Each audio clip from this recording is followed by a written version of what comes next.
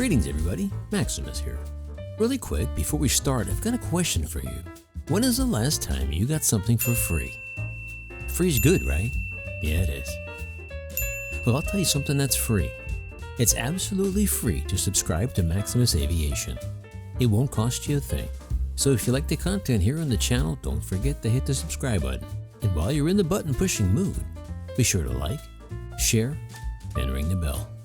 And as always, I am grateful for everyone. According to the Wall Street Journal, with last week's flight test concluded, the FAA will have the Max up in the air again as early as this week. The FAA is set to begin another round of test flights to continue testing and assessing Boeing's fixes to the MCAS flight control system that was responsible for the Lion and Ethiopian Air crashes.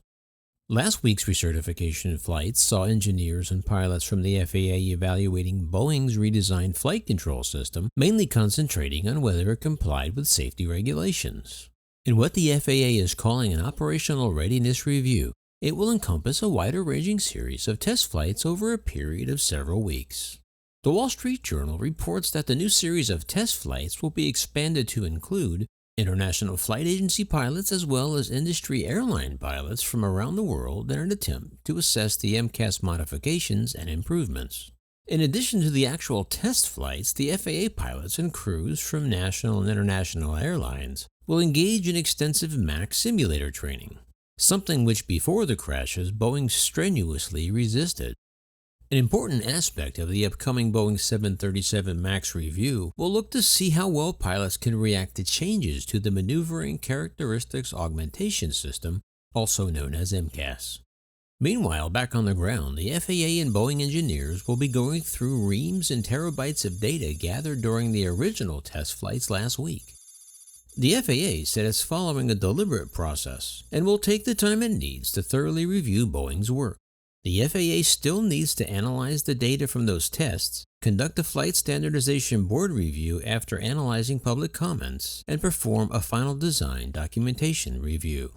As I addressed in an earlier video, international regulators' number one concern is that even though Boeing's fix is to now use the information from both angle of attack sensors instead of only one, which was a main cause of the two MAX crashes, the Europeans still don't think just two sensors will offer enough redundancy. They would prefer Boeing have a system similar to Airbus, which relies on three angle of attack sensors.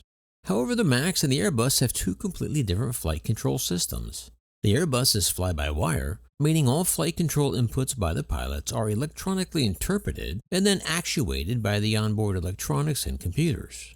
However, the MAX is still using a 50-year-old mechanical cable and pulley style system, which means the pilot inputs are actually physically moving the rudders and ailerons. Boeing contends a third sensor isn't necessary. And to be fair, most aircraft in operation around the world today operate perfectly fine with just two angle of attack sensors. However, European regulators have proposed an alternative to a third sensor, a system called a synthetic sensor. The way Dominic of the Seattle Times explains it, synthetic air is a system that provides an additional indirect angle of attack calculation using a variety of different sensors and inputs.